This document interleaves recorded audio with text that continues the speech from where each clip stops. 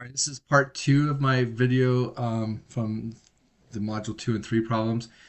We got stuck on a couple things because I ran out of time. First thing is, how do you find the data quicker? I kind of zoomed in a little bit. I saw a couple dots here and there. So some students don't know this, but you can actually, I wonder if I can move it while I'm talking here. Yeah, I think I can. Okay. Over on the right side of your window, there's a home button, so it defaults to your basic one. So there it is. That's your basic one. But as we look at the data points on the left side, which mine's off the screen right now, but you can click the wrench. The wrench fixes things, right? That's how I always thought things.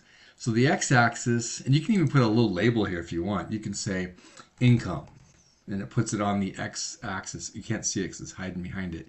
Then I push tab, and I think, what's the lowest value I have? It looks like 20, but I'll put 0. It's always nice to have a little buffer. And then the maximum is 90, so I'll put 100. And the step means how much do you want them to count by? And I'll say 10, which they already have. Nicely done for me. The y-axis, I will say that's the taxes. And then the lowest value was 2,000, so we'll just say 0 again. And then we'll go up to 15,000, so I'll say 20,000. And now I can see the graph. I'm going to count by 1,000s, maybe more. 10,000? No. 1,500? 15,000? I don't know. No, not that much. Just play around until you find the axis you like. What did I want? 15,000. So if I count by 5,000, let's count by 5,000s. 1, 2, 3. Got it. And then I click the graph, and there it is. Look at that. So cute. All right. So now I've got my equation to work with, and hopefully I don't have to answer too many questions on this worksheet that I didn't print off for myself. Yes, I did. Okay. So, okay, we got the model. The practical meaning of the slope, 72,005. Okay, now we get to move it over a little bit and answer some of the questions. It says how much, I'm going to skip or B and C for now because, well, we can do it right now. What does the slope mean? In this case, for every $1,000 made, you're going to be taxed $188. So every 1,000 you're making you're going to be taxed $188. 0 means you're going to get a refund. Looks like you're going to make negative. There's no taxes paid, so they're going to pay you back.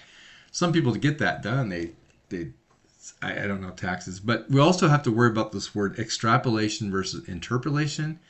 Since 20 is in our range, we can only trust this graph from 20 to 90 because this regression equation was only made from 20 to 90. 0 is not in that range, so we can't trust it. So that's called extrapolation. Extrapolations you really can't trust at the 98% accuracy. All right. The next one is how much did the tax pay for 72,500? Well, what I like about this is the function's already up there. So you can say y, I believe you can do this. Let's see, y1 of 72,500. And, maybe you don't like that one. Okay, y of 72.5. Enter. Nope, can't do that one. I thought you could. Now, if you have function notation up here, you can do that. I'm going to do that right now. F of x1. I guess not. Undo. Just call it y1, I suppose. Okay, normally I put function notation up there and I'm able to plug it in.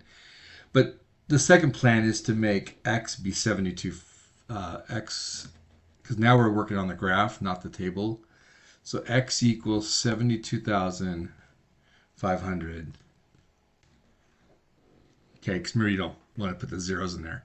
So then I click this graph and it shows up there's $11,494.33.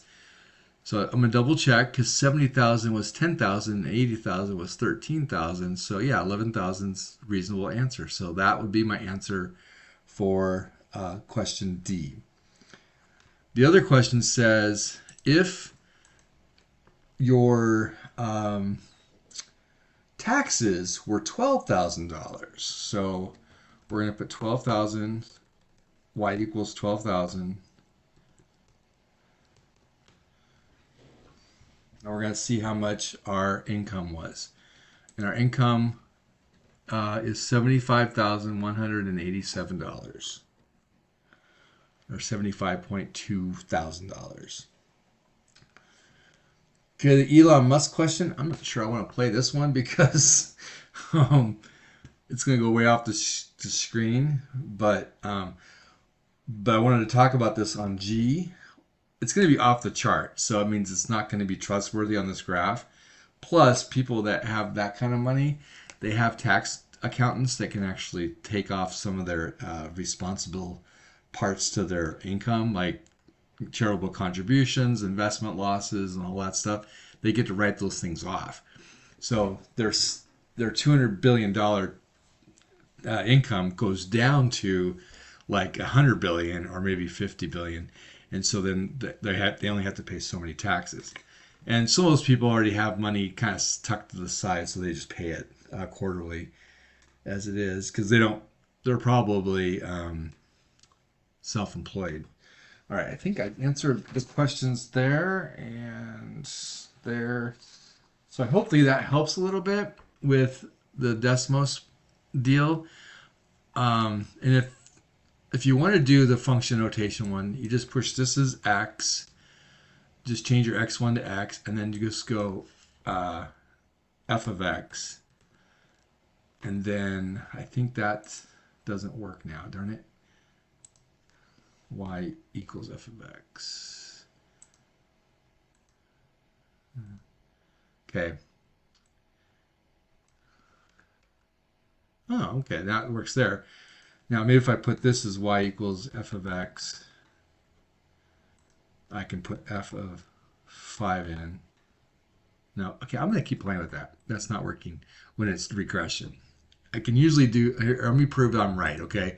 Because I can just go f of x, I can set up an equation this way, 3x minus 12, right? There's my equation over here. And then if I wanted to know the output, I can just put 4 parentheses 4, and it gives me 0. F of 0 equals negative 12. So it's utilizing the function f. I believe you can change the function name and call it a different function. So x squared minus 4. And I can go f of 4 plus g of 4, and it tells me it's 12. So if you put 4 in there, you get 0. You put 4 in here, you get 12, and you get 12, or 16 minus 4 is 12. So 0 plus 12. So it's like, trying to talk fast again, sorry. All right, have a good day. If you have any questions or more requests on videos, let me know, okay?